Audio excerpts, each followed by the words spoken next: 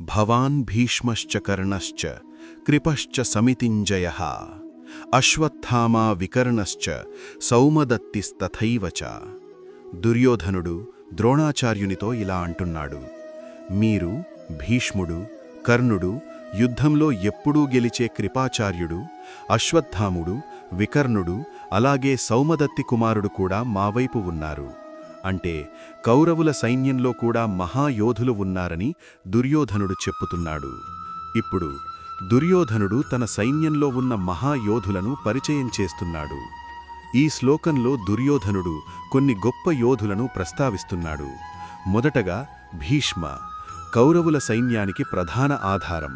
తరువాత కర్ణ, అపరామైన ధైర్యం కలిగిన యోధుడు.